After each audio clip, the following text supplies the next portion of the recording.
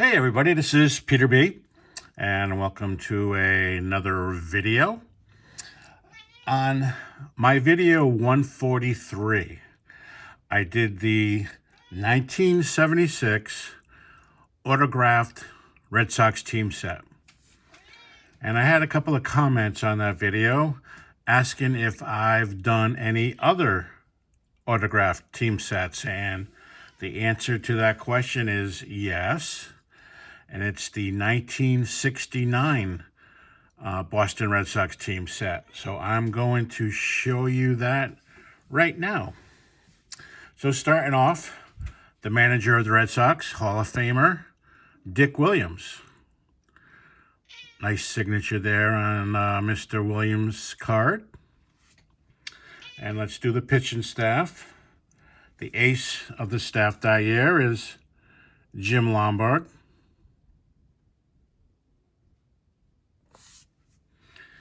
And we got Ray Culp,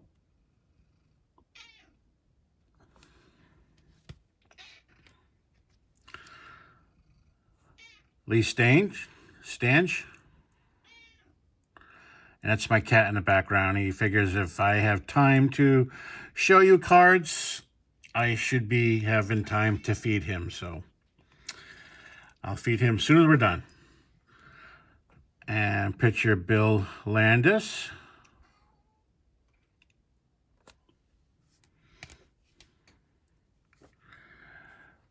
Jerry Stevenson.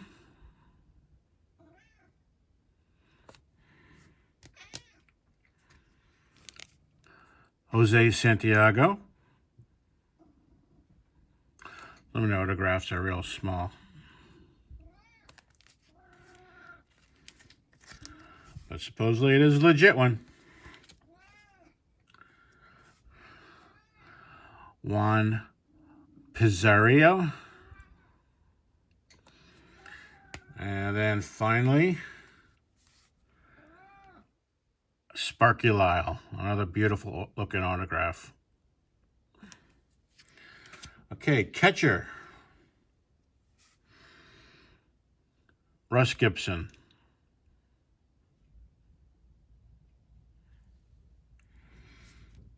Okay, the infield. First base, we have Boomer George Scott. Signed in red.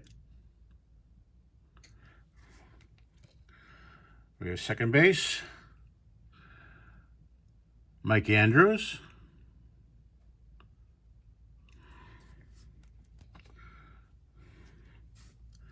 Shortstop, Rico Pectorcelli.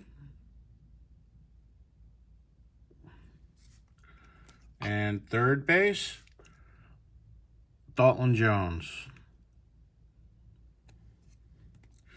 Okay, moving to the outfield. We have captain and also Hall of Famer, Kyle Yastrzemski. Now and this should be legit.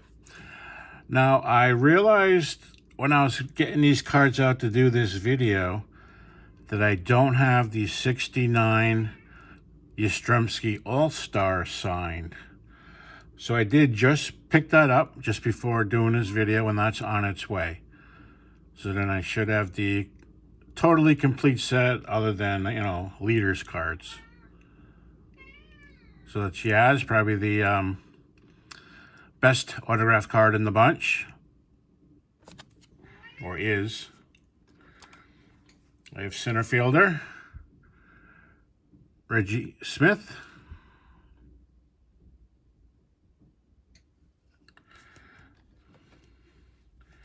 And I have right fielder, Ken the Hawk Harrelson.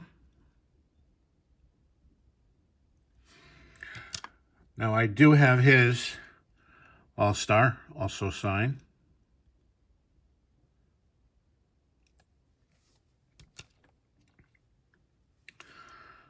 Jose Tartable.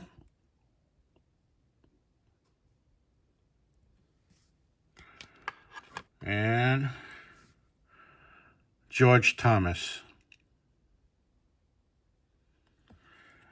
And then we got 3 rookie cards.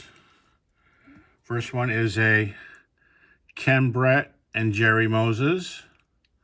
You can see both players have signatures. And another rookie card, Joe LaHood and John Thibodeau. Once again, both have signatures. And then the final rookie card is actually 3 players, Billy Canigliaro, Sid O'Brien, and Fred Wentz. And you can see all 3 of them are signed.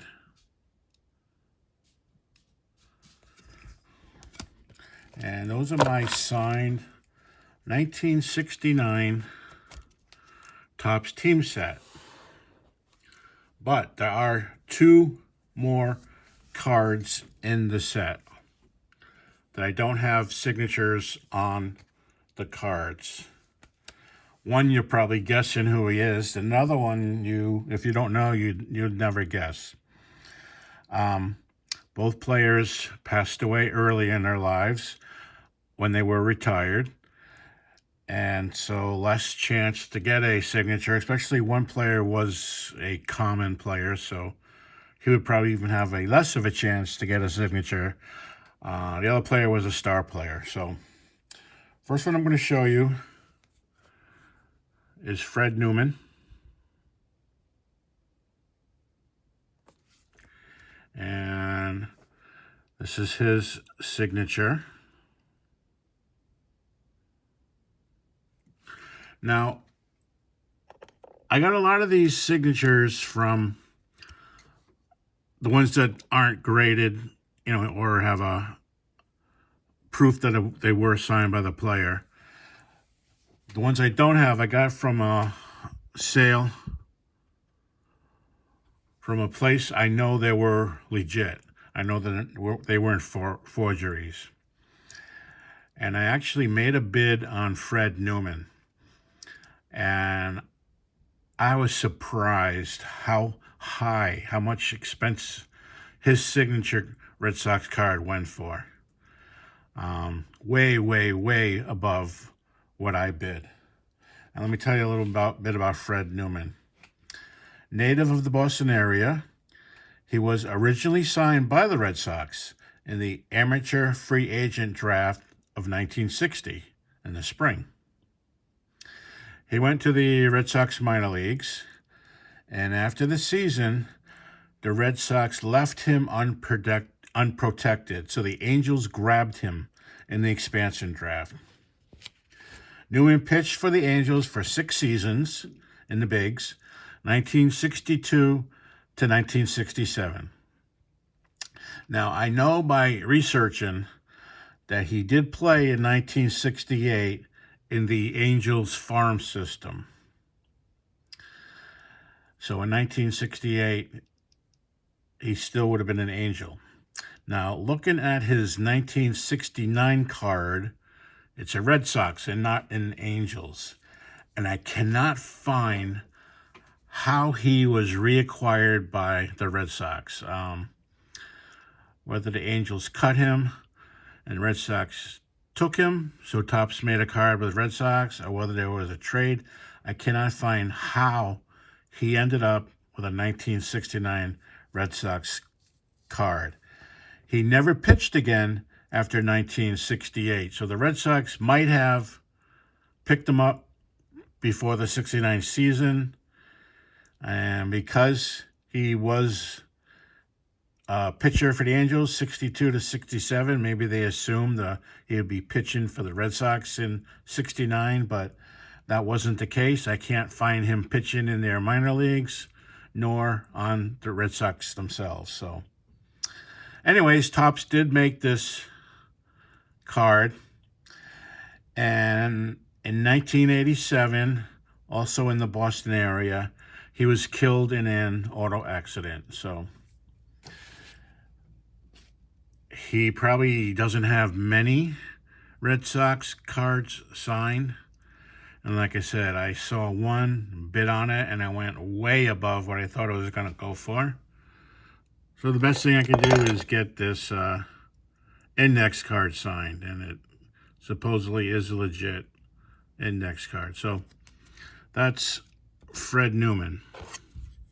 Now the last player in the 69 team set, and you probably all know who it is Tony Conigliaro. And he has a few of these 1969 cards signed, but they go for big bucks. I can buy one right now, but it's going to be for big bucks. So I'd rather use my big bucks for a pre-war card. So I'm just going to be happy to live with this beautifully conditioned 1969 Topps card. But I do got this. This is a 1961 Babe Dahlgren. Oops, I'm going to have to move Tony so I can show you. 1961 Babe Dahlgren Ball of Fame compliments of the Coca-Cola Bottling Company. And what it is, it has American League on one side, National League on the other side. And it has statistics from 1901 to 1960. So you dial in the year. I can't really show it that good. You dial in the year. Like if I want to see 1910, I can see that, well, you probably can't read it because of shadow. There you go. Ty Cobb was the batting leader. What else we got here? Batting average, Ty Cobb. Home runs was Sam Crawford. But anyways, it tells you about the World Series. It gives park dimensions. Let me dial this in.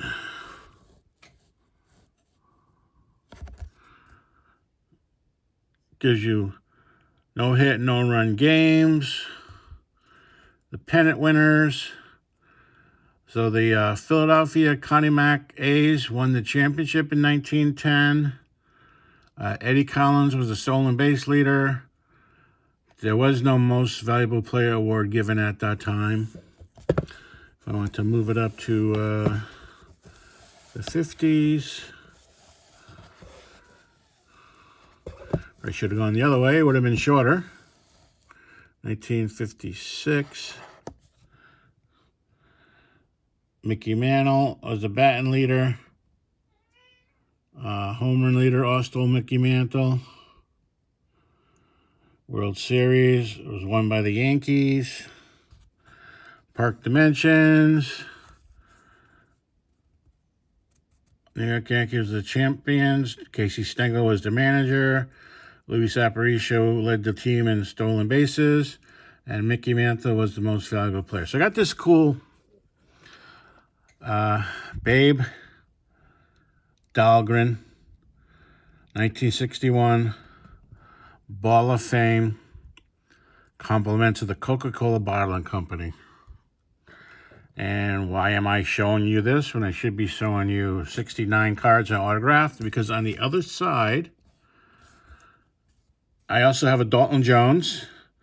Apparently, Angela originally owned this, and probably sometimes in the late 60s, she got Dalton Jones to sign it. But more importantly, Angela got Tony Conigliaro to sign it. So there is my Tony Conigliaro signature. And I have to assume it's real. I have no provenance saying it's real, but I mean, what a weird thing to have signed. Plus, it does have teammates in the 60s on it. Angela was probably cute, which is why both guys wanted to sign her ball. And then here's the 69 card in very nice condition. So that's it. That's my Topps 1969 autographed Red Sox team set. Well, thank you for watching, everybody, and have a great day.